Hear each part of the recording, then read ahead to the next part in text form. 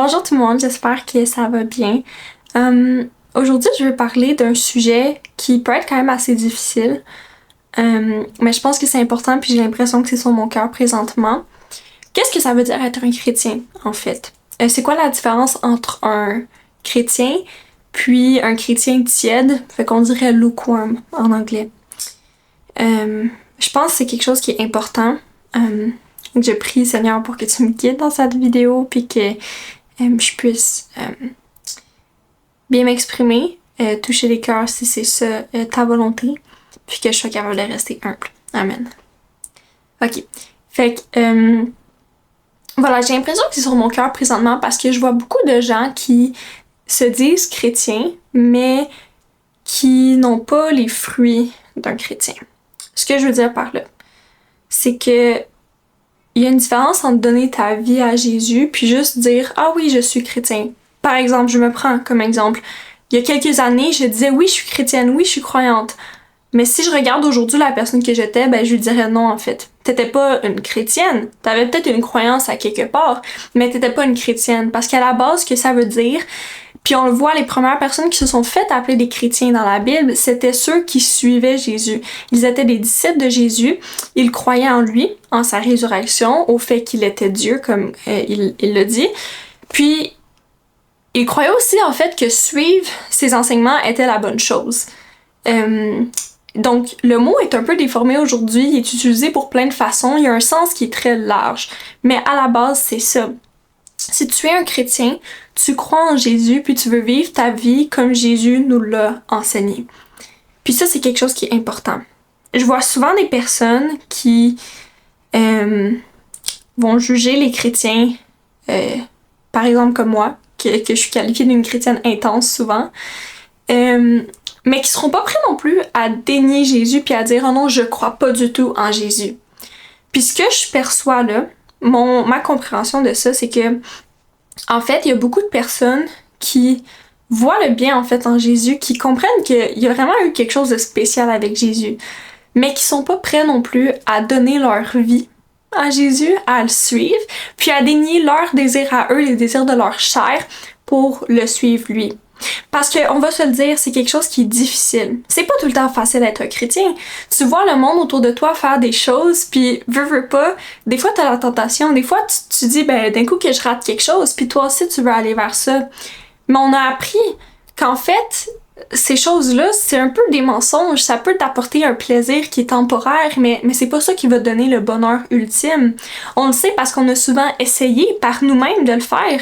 Puis ben, ça fonctionnait pas, on ressentait quand même le vide. Il y avait encore quelque chose qui manquait à l'intérieur. Puis c'est pour ça qu'on laisse nos envies pour suivre Jésus. Est-ce que ça va toujours se faire du jour au lendemain? Non. Par exemple, moi, j'avais les habitudes que je faisais avant, qui sont pas parties d'un moment à l'autre. J'ai dû prier beaucoup. Ça m'a pris des fois où j'ai tombé, puis j'ai dû recommencer, puis me relever en fait. Mais j'avais la foi. Puis c'est ça qui est important en fait, c'est que tu le sais que toi t'es imparfait, mais que Jésus lui est parfait. Que Jésus va faire le travail en toi, puis tu te fies sur lui. Mais ça veut aussi dire que si tu veux que Jésus travaille en toi, faut aussi que toi tu fasses certains sacrifices. Par exemple, si l'alcool pour toi c'est quelque chose qui est beaucoup tentant, ben va pas te mettre dans la position par exemple où ce que tu sais que tu pourrais tomber. Tu sais, on laisse Jésus faire le travail, mais il faut aussi de notre côté pas juste prendre pour acquis son pardon. Parce que c'est des choses aussi, par exemple, je l'ai déjà faite, je me disais c'est correct si je fais ça parce que Dieu m'aime de toute façon, Dieu va me pardonner. Mais en fait, si tu mettais ça dans une relation avec quelqu'un, par exemple, si moi je disais à William, mon fiancé, ah ben, William, je le sais que t'aimes pas ça quand je te mente, par exemple, mais je le sais que tu m'aimes puis que tu vas me pardonner. Fait que je vais continuer à le faire. Ben ça serait pas correct, ça serait pas une preuve d'amour de ma part, parce que vu que j'aime William, je veux le respecter. Puis je veux le rendre heureux, en fait. Si je sais que ça lui fait du mal, ben je veux pas le faire, je veux m'améliorer. C'est la même chose avec Jésus. On sait aussi que Jésus, ce qu'il nous dit de faire, ben c'est pour notre propre bien-être aussi. C'est pas juste des choses pour être sévère comme ça puis nous punir, non. C'est parce qu'il sait que c'est bien pour nous. S'il nous dit fais pas ça, c'est parce qu'il sait que c'est néfaste. Fait qu'il faut aussi lui faire confiance puis le croire. Fait que ça, c'est la première chose. Ensuite, faut être capable de faire la différence, puis ça s'applique à nous-mêmes. Est-ce que on a vraiment donné notre vie à Jésus, ou en fait on l'utilise un peu quand ça nous convient. Parce qu'il y a des personnes qui font ça, puis j'ai même déjà fait moi-même. Des fois, on a tendance à utiliser Jésus comme une boule magique, en fait, qui va nous donner ce qu'on veut quand on en a besoin. Mais dès que ça va mieux, on l'oublie, puis on s'en va plus loin. Puis ça, en fait, ben c'est pas la vraie relation que t'as avec lui. On s'entend, quand t'as une relation avec quelqu'un, si moi je suis en couple, ben je vais pas parler à la personne une fois par an quand j'ai besoin d'elle, puis le reste de l'année quand je vais bien, j'y parle plus. Ben non, ça serait pas une relation, en tout cas ça serait pas sain. Donc avec Jésus, c'est la même chose. Il est là dans les bons et dans les mauvais moments. Puis il faut pas, en fait, l'utiliser comme un cadeau, comme un génie qui nous donne tout ce qu'il veut, puis dès qu'on l'a, on oublie. Puis on le voit dans la Bible, on le voit dans nos propres vies, on a tendance à oublier, en fait, ce que Jésus a fait pour nous. Si on prend, par exemple, les Israélites avec Moïse, ben, Dieu a littéralement ouvert la mer en deux pour qu'ils puissent passer. Mais même à ça, il y avait quand même un manque de foi. Ils ont un peu pris pour acquis ce qui s'était passé, puis ben, il y avait quand même un manque de foi. Ils se disaient, ben, d'un coup que Dieu est plus avec nous, d'un coup qu'il fera pas ci, qu'il fera pas ça. Puis dans notre vie, c'est ça qu'on fait aussi. Donc, faut faire attention à ça. Puis il y a aussi une différence entre, justement, quelqu'un qui va s'appeler d'une façon puis quelqu'un qui va produire les fruits. Ce que je veux dire, c'est que on voit, par exemple, des fois, des personnalités publiques. On les connaît pas personnellement, mais qui vont se dire chrétiens, mais que quand tu regardes les fruits de leur vie, ça ne produit pas les fruits de l'esprit. Puis ça, c'est quelque chose qui est important parce que non, on n'est pas parfait. Oui, on va toujours continuer à pécher parce que c'est notre nature, en fait. Puis c'est pour ça que Jésus est venu pour nous, parce qu'on avait besoin de lui, parce qu'on est des êtres pécheurs, puis on a besoin d'un sauveur. Par contre, il y a une différence entre pécher de temps en temps parce que tu as une nature imparfaite, puis prendre plaisir à pécher. Il y a des gens qui vont se dire « Oui, je suis chrétien », mais qu'il va avoir aucun fruit, en fait, lié à ça. Puis on le voit dans Marc, que Jésus, en fait, va passer proche d'un figuier qui a des feuilles. Donc, il a l'apparence d'un arbre qui produit des fruits. Puis quand Jésus va regarder puis il va trouver aucun fruit, il va envoyer, en fait... en anglais, c'est curse, donc ça serait une malédiction. Il va se fâcher un peu contre l'arbre puis dire, ben, tu produiras plus jamais de fruits. Puis ça, en fait, on peut le voir on peut prendre cette parabole puis l'appliquer sur nous, en fait, sur nos vies. Si on a l'apparence d'un être chrétien, qu'on produit des feuilles, par exemple, ce qui indique qu'on a des fruits, mais qu'il n'y en a pas, ben, il y a de l'hypocrisie là-dedans. La même chose, si tu te dis chrétien, mais que tu ne produis rien qui est de nature chrétienne, qui vient de l'esprit, il y a un problème à quelque part. Puis finalement, où ce que je veux en venir, c'est que être chrétien, encore une fois, c'est pas quelque chose qui est tout le temps facile. Ça prend vraiment un choix à faire. Puis c'est ça, quand on passe par le baptême, en fait, c'est qu'on fait le choix de suivre Jésus puis on l'annonce au monde. Voilà, je suis né de nouveau, voici ma nouvelle personne, je suis un disciple de Jésus. On peut pas juste avoir un pied à l'intérieur puis l'autre pied à l'extérieur. C'est pas comme ça que ça fonctionne. Puis je vois souvent des personnes qui vont venir vers moi puis qui vont me dire « Mathilde, t'es tellement inspirante, tu fais ci, tu fais ça, c'est beau de voir ta foi, t'as une lumière, puis moi aussi j'aimerais ça être comme ça. » Mais par contre, les gens non plus, ces gens-là vont comme voir le beau côté, puis vouloir aller vers ça, mais au moment où c'est difficile, vont des fois avoir tendance à se retirer. Puis ça sera jamais quelque chose que tu peux faire justement à moitié. Tu peux pas dire « Ah oui, je crois en Jésus puis en son message, mais je suis pas prête à laisser mes habitudes de côté. » Ou tu peux pas dire « Ah oui, j'ai envie de croire en Jésus puis j'ai envie d'avoir la foi, mais je suis pas prête à lire la Bible parce que je trouve ça plate. » Il y a un problème entre les deux, en fait. L'un vient avec l'autre. Soit tu le fais à 100% ou que tu le fais pas. Parce que tu peux pas juste prier quand tu veux quelque chose, lire un verset quand tu trouves que c'est inspirant, mais le reste de l'année pas en lire. Tu peux pas espérer avoir des bénédictions dans ta vie venant de Dieu si tout ce que tu fais, ou par exemple, tu peux pas espérer être capable de t'améliorer puis de laisser de côté certaines habitudes si de ton côté, tu te mets tout le temps dans des positions comme ça puis que tu fais aucun effort puis que tu te fies pas non plus sur Dieu pour qu'il puisse travailler là-dessus. Fait que c'est important qu'on se pose la question. Ça m'attriste des fois de voir des gens qui se disent oui, je suis chrétien, mais qui voient un problème, par exemple, avec mon mode de vie, parce qu'ils disent mais toi, t'es trop intense. Mais moi, en fait, j'essaie du mieux que je peux de suivre les enseignements de Jésus parce que, en fait, je sais que ça marche. Je sais que c'est ça la meilleure chose pour moi. Puis ça m'attriste quand je vois quelqu'un qui veut, en fait, avoir confiance en Jésus, qui veut croire, mais qui est pas prêt à prendre ce saut-là, en fait, de foi parce que je sais que c'est aussi la meilleure chose pour lui. Mais c'est quelque chose que tu peux pas faire, en fait, le travail pour les gens non plus. Fait que je pense que je pense que c'est possible pour tout le monde. Je pense que si Dieu vient toucher ton cœur, tu sais, il nous aime tous, on est tous ses enfants. Mais il faut aussi que toi, justement, tu prennes la décision d'ouvrir ton cœur. Moi, c'est une décision que j'ai faite, mais je peux pas la faire pour mon ami, par exemple.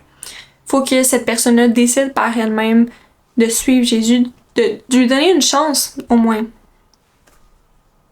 C'est pour ça que les chrétiens, en fait, on veut prêcher, on veut parler de la parole, on veut partager, on veut envoyer les versets bibliques à nos amis parce qu'on le sait que ça fonctionne.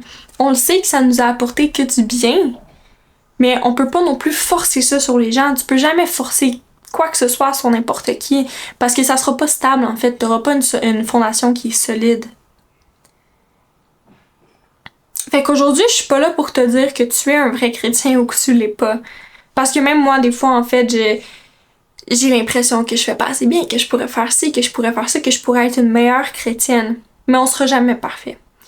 Mais il faut que tu prennes un moment de recul, en fait, puis que tu sois prêt à demander au Seigneur, est-ce qu'en fait, je te donne tout ce que j'ai présentement? Est-ce que je te suis à 100%? Ou il y a des parties de ma vie où ce que c'est pas le cas? Puis où ce que je dois apprendre à te faire plus confiance? J'ai des parties de ma vie à améliorer. William en a, t'en as sûrement aussi, c'est le cas pour tout le monde parce qu'il y a personne qui est parfait. Mais il faut qu'on soit humble dans cette journée-là puis qu'on demande en fait au Seigneur de nous guider. Faut qu'on demande au Seigneur de nous aider à voir ces imperfections-là pour qu'on puisse les accepter puis commencer à travailler là-dessus avec lui, avec son aide. Voilà. Fait qu'on va finir en priant. Seigneur, on sait, du moins les chrétiens savent que tu es la bonne réponse. On sait que tu es ce qui nous mène vers le bonheur, vers la vie éternelle. Puis je prie pour ceux qui le savent pas, pour ceux qui sont pas encore chrétiens, qu'ils puissent avoir cette opportunité de te connaître, que tu te présentes à eux sous une forme ou une autre, grâce à le message de quelqu'un, grâce à une affiche dans la rue, mais qu'ils aient l'opportunité en fait d'ouvrir leur cœur à toi. Parce qu'on a essayé encore et encore de faire les choses à notre façon, mais il y a tout le temps quelque chose qui fonctionne pas. On est des êtres qui sont imparfaits, on a une nature qui est égoïste, qui est imparfaite, puis ça mène en fait à des choses imparfaites, ça mène à une vie imparfaite. Mais toi, t'es le seul en fait qui est venu, puis qui a vécu d'une façon parfaite, qui avait aucun reproche. On veut prendre l'exemple de toi, Seigneur. On veut apprendre de toi et vivre comme toi.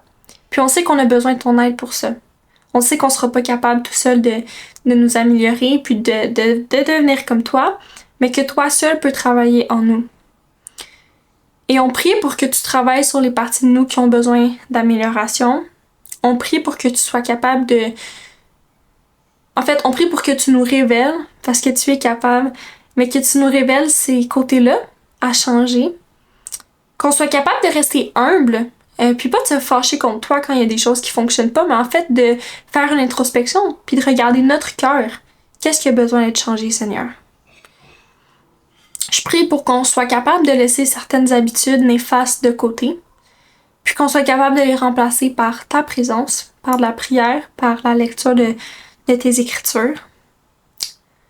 Je prie pour que on soit courageux, puis qu'on n'ait pas peur de partager ta parole aux autres, qu'on n'ait pas peur de dire ton nom en public, parce qu'on va se faire juger pour notre foi, mais ce qui compte en fait, c'est vraiment d'avoir les yeux fixés sur l'Éternel, puis pas sur les choses qui sont temporaires, sur les choses du monde ici, Seigneur.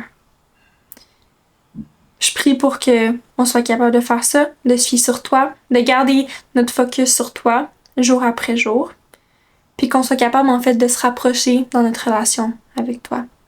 Parce qu'on sait, Jésus, que tu es celui qui va remplir le trou dans notre cœur. Tu es celui qui va nous guider, jour après jour. Tu es celui qui nous aide. Tu es notre Père. Tu es notre meilleur ami. Tu es celui qui nous aime le plus. Puis on est tellement chanceux d'avoir son amour, d'avoir ton exemple. Donc voilà, Seigneur. Aide-nous dans cette journée. En ton nom. Amen. Alright. Faut que je m'en aille à l'école. Mais j'espère que je me suis bien exprimée dans cette vidéo. Je sais pas s'il va y avoir beaucoup de views, mais si vous êtes encore là, puis qu'il y a des choses que j'ai dit d'une mauvaise façon, n'hésitez pas à me le dire. Parce que je sais que des fois, je choisis les mauvais mots. Puis je veux vraiment pas guider les gens en erreur. Je veux juste en fait partager ce qui se passe dans mon cœur présentement. Donc voilà, j'espère que vous allez avoir une belle semaine. Gardez les yeux sur le Seigneur. Bye bye!